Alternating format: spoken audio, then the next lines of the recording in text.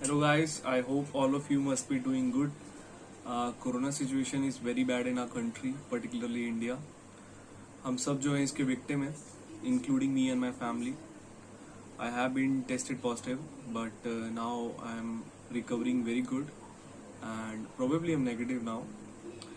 But I could not resist discussing this judgment. ये judgment है Supreme Court की dated 5th of May 2021. Judgement का नाम है doctor Jayashree Laxman Rao Patil versus chief minister. बड़ी जजमेंट अपने नाम से ज्यादा अपने काम के लिए इम्पोर्टेंट है। इस जजमेंट को हम महाराष्ट्र रिजर्वेशन जजमेंट के नाम से भी पहचान सकते हैं। सो कॉन्स्टिट्यूशन बेंच की ये जजमेंट है। 5 जजेस, justice Ashok Bhushan, justice S Ravindra Bhat, justice Hemant Gupta, justice S Abdul Nazeer, justice L Nageswara Rao. ये जजमेंट ना ही सिर्फ उनके लिए इम्पोर्टेंट है जो कि लॉ स्टूडेंट्स हैं या जो लीगल फील्ड से रिलेटेड है, बल्कि ये जजमेंट पब्लिक सर्वेंट्स के लिए जो प्रिपेयर कर रहे हैं उनके लिए भी इम्पोर्टेंट है। जनरल पब्लिक के लिए भी इम्पोर्टेंट है ये जानना कि जो रिजर्वेशन है इंडिया में वो कैसे वर्क करता है। क्या कोई भी एक गवर्नमेंट किसी को भी उठा के रिजर्वेशन दे सकती है, किसी भी कम्युनिटी को बैकवर्ड कम्युनिटी बना सकती है, या क्या इसके ऊपर सिस्टम, हमारा कानून जो है, हमारा कॉन्स्टिट्यूशन जो है वो इसमें क्या कहता है, हमारा जो प्रोसेस है वो क्या है इसमें। सो ये जो जजमेंट है ये आर्टिकल SLP के थ्रू जो है वो सुप्रीम कोर्ट में पहुंचा है। अब इसका बैकग्राउंड हिस्ट्री समझना बहुत जरूरी है।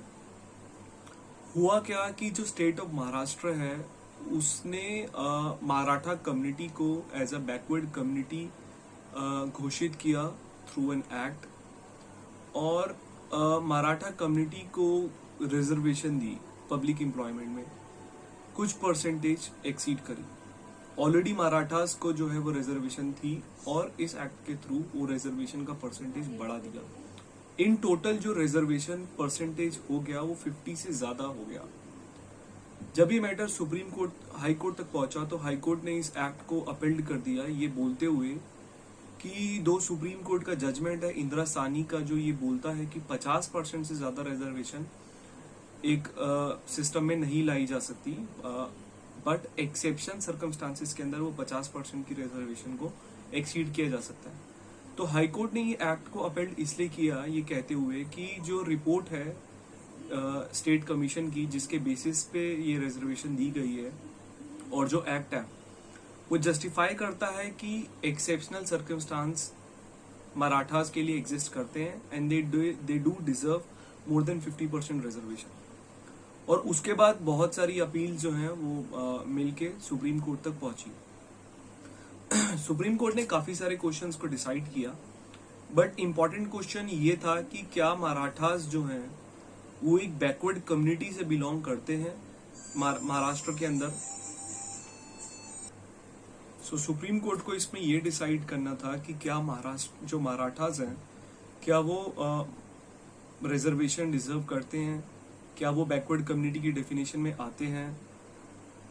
इसके ऊपर सुप्रीम कोर्ट ने सबसे पहले मराठास की हिस्ट्री में जाना चाहा। सुप्रीम कोर्ट ने यहाँ पे जो हिस्ट्री है उसमें ये ऑब्जर्व किया कि जो मराठा है वो ओरिजिनली एक हिंदू कम्युनिटी है जो महाराष्ट्र के स्टेट में है। सबसे पहली जो नेशनल कमीशन थी बैकवर्ड में, बैकवर्ड क्लासेस के लिए, जिसे काका कालेकर कमीशन भी बोला जाता है, 30th of March 1955 में उन्होंने अपनी रिपोर्ट सबमिट करी थी और उन्होंने ये अपनी रिपोर्ट में कहा था कि जो मराठास हैं वो बैकवर्ड कम्युनिटी की डेफिनेशन में नहीं आती हैं। उसके बाद 1956 में जब स्टेट रीऑर्गेनाइजेशन एक्ट पास हुआ और हैदराबाद के कुछ हिस्से, मध्य भारत के कुछ हिस्से बन के जो आज का प्रेजेंट स्टेट ऑफ महाराष्ट्र है वो बना, उस टाइम पे स्टेट को ये डिस्क्रिशन दिया गया, स्टेट गवर्नमेंट को ये डिसाइड करने के लिए कि क्या एक पर्टिकुलर कम्युनिटी बैकवर्ड कम्युनिटी की डेफिनेशन में आती है या नहीं आती है, वो एक स्टेट गवर्नमेंट डिसाइड कर सकती है। उसके बाद 1961 के अंदर गवर्नमेंट ऑफ इंडिया ने एक कमेटी बनाई जिसे BD देशमुख कमेटी भी बोला जाता है, ये डिफाइन करने के लिए कि OBC की कैटेगरी में कौन आते हैं। और उस रिपोर्ट में भी BD देशमुख कमेटी की जो रिपोर्ट थी 1964 की, उसमें भी उन्होंने ये बोला कि जो मराठास हैं वो बैकवर्ड क्लास में नहीं आते हैं। फिर 1967 में महाराष्ट्र ने एक कमेटी बनाई। उस कमेटी के अंदर भी मराठास जो हैं वो बैकवर्ड कम्युनिटी की डेफिनेशन में नहीं आए। और फिर 1979 में प्रेसिडेंट ऑफ इंडिया ने जो नेशनल कमीशन बनाई, जिसे सेकंड नेशनल कमीशन या फिर मंडल कमीशन भी बोला जाता है, जब मंडल कमीशन ने अपनी रिपोर्ट डाली तो उसने मराठास को जो है वो फॉरवर्ड कम्युनिटी की डेफिनेशन में डाला। तो मराठा जो है वो स्टार्टिंग से लेके जितनी भी, चाहे नेशनल कमीशन की रिपोर्ट्स हैं चाहे वो स्टेट कमीशन की रिपोर्ट है, उसमें हमेशा फॉरवर्ड हिंदू कास्ट की तरह ही माने गए हैं। फिर लेटेस्ट जो है वो 1980 की एक डिटेल रिपोर्ट थी जिसमें मराठा को सोशल और बैकवर्ड कम्युनिटी नहीं माना गया, जबकि एक सोशली एडवांस और एक प्रेस्टिजियस कम्युनिटी माना गया। और 1980 की रिपोर्ट के बाद इंदिरा साहनी की जो जजमेंट आई 1992 में, जिसने गवर्नमेंट ऑफ इंडिया और साथ में जो स्टेट गवर्नमेंट्स है उनको डायरेक्ट किया कि आप जो है एक परमानेंट बॉडी बनाइए और ये डिसाइड कीजिए कि कौन जो है वो बैकवर्ड क्लासेस की डेफिनेशन में आता है और कौन जो है वो बैकवर्ड क्लासेस की डेफिनेशन में नहीं आता है। Accordingly Maharashtra state OBC commission जो है वो बनी 2008 में, और उसने भी ये कंक्लूड करा कि जो मराठास हैं वो ओबीसी की लिस्ट में नहीं आते हैं क्योंकि वो एक फॉरवर्ड कास्ट है। फिर महाराष्ट्र स्टेट ओबीसी कमीशन जो है वो 2013 में उसने दोबारा से स्टेट गवर्नमेंट की रिक्वेस्ट को ये रिफ्यूज कर दिया ये कि मराठा जो है वो एक बैकवर्ड कम्युनिटी की डेफिनेशन में है, अब इसको दोबारा रिव्यू करिए। तो जब इतनी ज्यादा स्टेट कमीशन और नेशनल कमीशन की रिपोर्ट्स ने ये टाइम एंड अगेन रिफ्यूज कर दिया था कि जो मराठास हैं वो फॉरवर्ड कम्युनिटी है, वो बैकवर्ड कम्युनिटी नहीं है, डिस्पाइट दैट जो महाराष्ट्र गवर्नमेंट है उसने एक स्पेशल कमेटी बनाई और उसको हेड किया एक सिटिंग मिनिस्टर ने, श्री नारायण राणे। 2014 में मिस्टर नारायण राणे कमेटी ने अपनी रिपोर्ट सबमिट करी और ये रिकमेंड करा कि जो मराठास हैं उनको special reservation under article 15 sub clause 4 and under article 16 sub clause 4 जो है वो देनी चाहिए।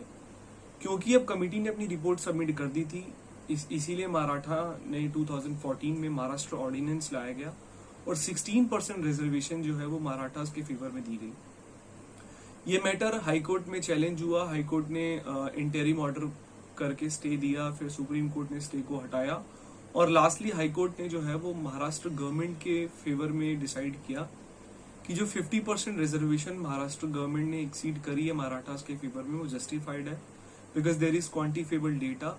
और जो इंदिरा साहनी की जजमेंट है जो ये कहती है कि 50% एक्सीड करा जा सकता है अगर एक्सेप्शनल सर्कमस्टांस है, वो एक्सेप्शनल सर्कमस्टांस एग्जिस्ट करते हैं। मीनवाइल 2018 में जो है वो कॉन्स्टिट्यूशन 102nd अमेंडमेंट आई। कॉन्स्टिट्यूशन 102nd अमेंडमेंट जो थी उसने कुछ ड्रास्टिक चेंजेस करे with respect to the constitution of the backward community. 3 articles जो है वो लार्जली ऐड किए गए, article 338 capital B, article 342 capital A and article 366 something. उसमें इसके अलावा जो कॉन्स्टिट्यूशन अमेंडमेंट है, इसके अलावा जो national commission for backward classes act 1993 था उसको भी रिपेल कर दिया गया। और just like national commission for schedule caste, national commission for schedule tribe, इस अमेंडमेंट के बाद national commission for other backward classes जो है वो एक कॉन्स्टिट्यूशन बॉडी बना दी गई और जो एक्ट है उसको रिपील कर दिया गया। तो जब मैटर सुप्रीम कोर्ट पे पहुंचा तो सुप्रीम कोर्ट ने तो पहले हिस्ट्री को देखा कि जो मराठास है वो बैकवर्ड कम्युनिटी हिस्ट्री में कभी रही नहीं है। स्टेट कमीशन ने भी ये बोला, स्टेट जितनी भी कमिटीज थी या नेशनल कमीशंस थी, चाहे मंडल कमीशन हो चाहे फर्स्ट नेशनल कमीशन हो, कभी भी मराठास को जो बैकवर्ड कम्युनिटी नहीं माना गया। लेकिन रिसेंट जो स्पेशल कमेटी बनाई गई मिनिस्टर के अंडर, उसने मराठा को बैकवर्ड कम्युनिटी बना दिया गया और उस बेसिस पे एक्ट पास किया गया। फिर ये बोला गया कि जो इंदिरा साहनी की जो जजमेंट है इसमें बहुत सारे फ्लॉज हैं और it must be visit to the larger bench. 10 flaws जो है वो बताए गए इंदिरा साहनी की जजमेंट में जो कंटेंट किया गया। पहला ये था कि जो इंदिरा साहनी की जजमेंट है उसमें कोई यूनानिमिटी नहीं है। 6 सेपरेट जजमेंट्स दिए गए और इसमें यूनानिमिटी नहीं है। फिर ये बोला गया कि 1963 से लेके अभी तक आर्टिकल 15(4) और आर्टिकल 16(4) के ऊपर बहुत सारे डिफरेंट ओपिनियंस आ चुके हैं। तीसरा पॉइंट ये था कि जो बालाजी की जजमेंट है जिसने ये बोला गया कि आर्टिकल 15(4) जो है वो एक्सेप्शन है 15(1) का। ये थ्योरी लेकिन एनएम थॉमस और इंदिरा सानी के पे नहीं बोली गई, तो यहाँ पे कॉन्ट्रडिक्शन शो करने की कोशिश की गई। फिर ये बोला गया कि ना ही आर्टिकल 16(4) ना ही आर्टिकल 15(4) कुछ परसेंटेज की बातें करता है। फिर ये बोला गया कि जो रेशो है इंदिरा सानी की वो आर्टिकल 16(4) के ऊपर थी, तो आप उसको आर्टिकल 15(4) के ऊपर नहीं लगा सकते। फिर ये बोला गया कि जो 50% की जो सीलिंग लिमिट है वो actually Saint Stephen College versus University of Delhi 1992 उसके बेसिस पे आई थी, लेकिन ये जो जजमेंट है ये टीएमए पाई फाउंडेशन 11 जज बेंच ने इसको ओवररूल कर दिया। तो अब जो 15% की जो सीलिंग लिमिट है ये अब इसका इम्पोर्टेंट ज्यादा नहीं रह गया है। फिर बोला गया कि जो 77th कॉन्स्टिट्यूशन अमेंडमेंट है जिसने आर्टिकल 16(4)A ऐड किया और 81st अमेंडमेंट जो है जिसने आर्टिकल 16(4)B ऐड किया, उसने नलीफाई कर दिया इंदिरा सानी की जजमेंट को। फिर इंपॉर्टेंटली ये बोला गया कि जो 103 कॉन्स्टिट्यूशन जजमेंट है जिसने 10% रिजर्वेशन ईडब्ल्यूएस कैटेगरी को दिया, इसने अब 50% की रिजर्वेशन को नलीफाई कर दिया। और जो एक्स्ट्रा ऑर्डिनरी सर्कमस्टांस का जो एक्सेप्शन दिया गया इंदिरा सानी की जजमेंट में वो एग्जॉस्टिव नहीं है, वो सिर्फ इलस्ट्रेटिव है। तो इन कंटेंशंस के ऊपर सुप्रीम कोर्ट ने क्या बोला? सुप्रीम कोर्ट ने पहले बोला, पहली चीज कि जो इंदिरा सानी की जजमेंट है इसमें मेजोरिटी की जजमेंट बिल्कुल भी कॉन्ट्राडिक्टरी नहीं है। There is certainly uniformity with regard to 2 point that reservation can not exceed 50% and in exception circumstances it can exceed 50%, but that exception circumstances has to be in accordance to the Indira Sani judgment, though this list of extraordinary circumstance is not exhaustive, it is only illustrative. फिर ये बोला गया कि जो article 16(4) है वो article 16(1) का exception नहीं है, जबकि वो उसका एक फेसेट है। Article 14 equality before the law बोलता है और आर्टिकल 15 और 16 जो है वो स्पेशल प्रोविजंस है। तो आर्टिकल 16(4) या आर्टिकल 15(4) जो अलाउ करता है कि अब रिजर्वेशन दे सकते हैं, वो सिर्फ एक अफर्मेटिव एक्शन के लिए है, वो एक पर्टिकुलर पर्पस के लिए है, वो एक्सेप्शन नहीं है, वो उसी का पार्ट है। फिर सुप्रीम कोर्ट ने ये माना कि समय जो है time fleets, generation changes, society also changes, but just for the purpose of change. ये मतलब नहीं है कि आप 50% का जो रूल है उसको भी गिव अप कर देंगे, स्पेशली जब वो चेंज सोसाइटी के लिए पॉजिटिव है। फिर सुप्रीम कोर्ट ने स्टैटिस्टिक्स की बात करी that we have completed more than 73 year of independence, और महाराष्ट्र कभी भी एक अंडर डेवलप्ड स्टेट रहा नहीं है। At present, Maharashtra is one of the developed state in the country. Highest GST percentage share जो है वो महाराष्ट्र से आता है। डायरेक्ट टैक्स रेट में महाराष्ट्र 38% कंट्रीब्यूट करता है और कंट्री की जीडीपी में अराउंड 39% कंट्रीब्यूट करता है। तो महाराष्ट्र कभी भी एक लेस डेवलप्ड स्टेट नहीं रहा और मराठास भी कभी भी बैकवर्ड कम्युनिटी नहीं रहे। फिर सुप्रीम कोर्ट ने Ashok Kumar Thakur versus Union of India which is the judgement of year 2008 उसकी कुछ बातों को डिस्कस किया जो काफी इंपॉर्टेंट है। उसने बोला कि कास्ट जो है वो कंट्री को एजिस तक डिवाइड इसने रखा है।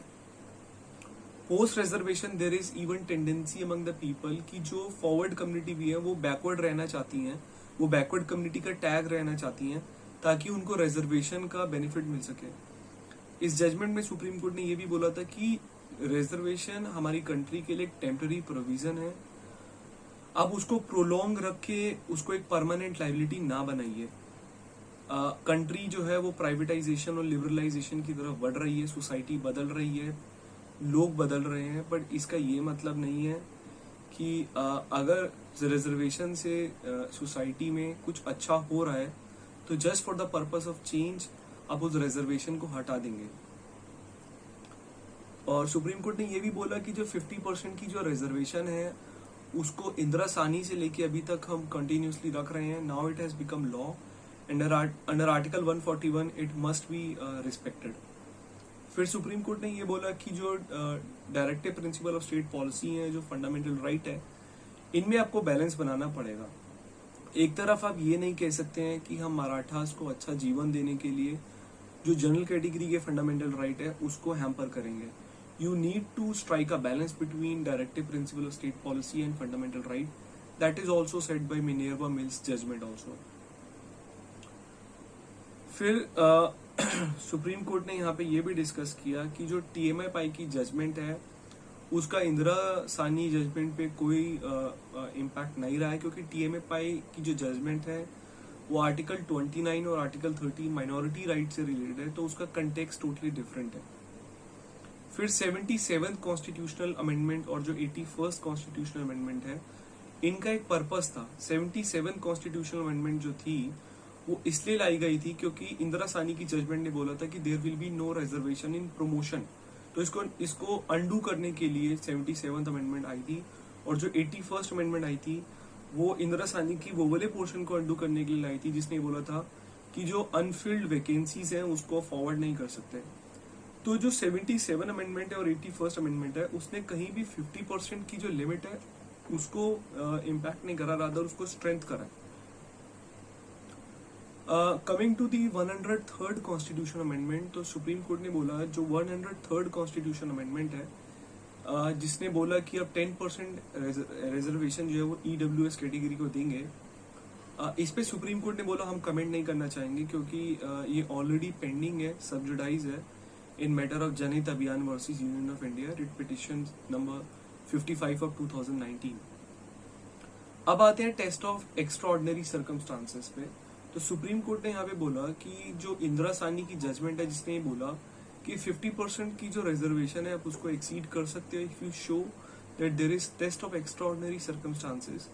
ये टेस्ट ऑफ एक्स्ट्राऑर्डिनरी सर्कमस्टांसेस यहाँ पे जो महाराष्ट्र की गवर्नमेंट है वो जस्टिफाई नहीं कर पाई है, क्योंकि स्टैटिस्टिक वाइज महाराष्ट्र कभी भी एक बैकवर्ड कम्युनिटी नहीं रही है और परसेंटेज वाइज भी मराठास जो हैं वो पब्लिक एम्प्लॉयमेंट में एडिक्वेटली रिप्रेजेंटेटेड हैं।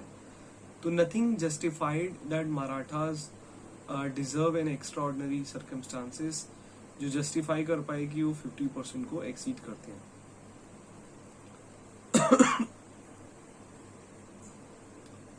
इसके अलावा जो 2018 एक्ट है जिसके थ्रू मराठास को 50% रिजर्वेशन एक्सीड की गई, तो सुप्रीम कोर्ट ने बोला ये जो 2018 का एक्ट है it is based upon the Gaikwad commission report, जिसका बेसिक ही ठीक नहीं है क्योंकि एक्स्ट्राऑर्डिनरी सर्कमस्टांस को वो जस्टिफाई नहीं कर पाया। तो जब रिपोर्ट ही ठीक नहीं है तो उस पे बना हुआ एक्ट जो रिजर्वेशन दे रहा है वो स्टैंड नहीं करता है।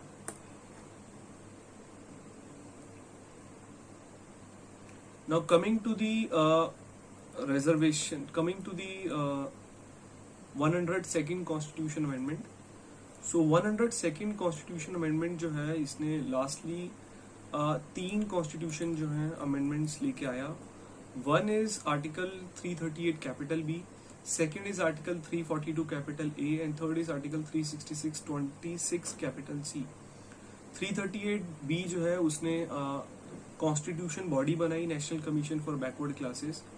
इससे पहले जो है वो एक ऐसा नहीं है कि national commission for backward classes नहीं थी, बट वो एक स्टैट्यूटरी कमीशन थी, वो एक कॉन्स्टिट्यूशन बॉडी नहीं थी।